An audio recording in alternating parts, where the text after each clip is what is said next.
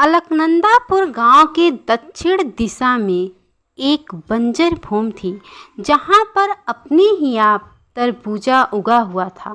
ढेर सारा फल लगा था, लेकिन उसे कोई न तोड़ता और ना ही खाता।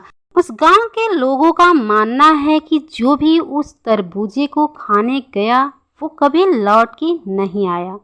एक दिन की बात है, दूसरे गांव के एक औरत और एक आदमी उसी रास्ते से गुजर रहे होते हैं। तभी उनकी नज़र उस तरबूजे के पौधों पे पड़ती है। इतना तरबूजा देख करके वो लोग रुक जाते हैं। अरे लक्ष्मी, देखती हो कितना तरबूजा फरा है। बाप रे, इस गांव के लोग तरबूजा नहीं खाते क्या? तुम कहो तो मैं तोड़ लूं, घर ले चलेंगे।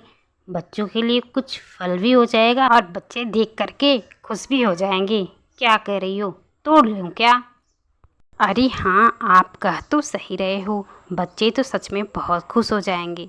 लेकिन ये भी तो देखिए कितना उजाला है। अगर घर गांव का कोई देख लिया तो हमारी बड़ी बदनामी होगी। चाहती तो मैं भी हूँ कि ये तरबूजा आप तोड़ लीजिए, लेकिन अभी नहीं, थोड़ा शाम होने दीजिए, फिर मैं भी आपके साथ आती हूँ ताकि हम दोनों लोग ढेर सारा तरबूजा तोड़ के ले चले।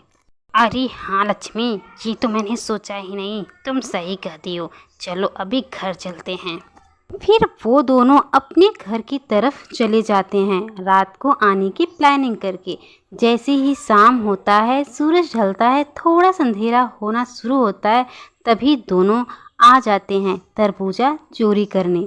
तरबूजे के खेत में पहुंच के पहले वो दोनों चारों तरफ देखने लगते हैं कि कहीं कोई हम लोग को देख तो नहीं रहा है। अरे अब जल्दी भी कीजिए, सिर्फ देखे जाएंगे, मैं हूँ ना, मैं चारों तरफ ध्यान दे रही हूँ।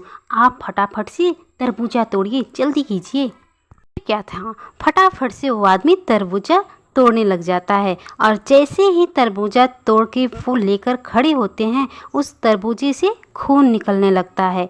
ये देख करके दोनों लोग के होश उड़ जाते हैं। तभी वहाँ पर एक चीखती चिल्लाती हुई चुड़ैल आती है, जिसके बड़े बड़े दांत, बिखरी बाल, लाल आंखें।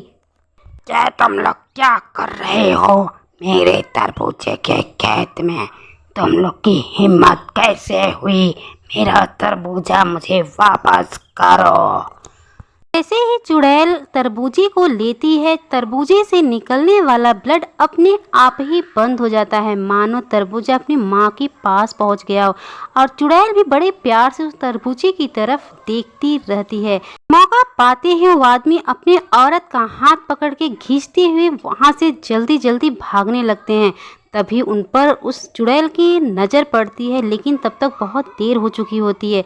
वो लोग वहाँ से भाग खड़े होते हैं। चुड़ैल गुस्से में बहुत ज़्यादा तिलमिला जाती है। अगर आप मेरे तरबूजे के खेत में कदम रखा ना तो मैं तेरी खून पी जाऊंगी।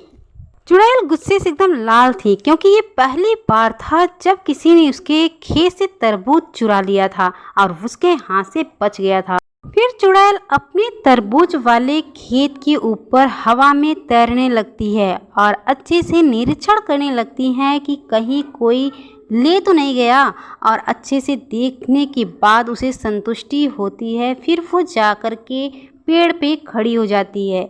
ये तरबूजा कभी भी पकता नहीं है, क्योंकि इस तरबूजे को वो चुड़ैल अपने लहू से सींचती थी और ना ही ये किसी को खाने देती थी और ना ही कभी खाती थी और ना ही इन पौधों में कोई नया फल लगता था।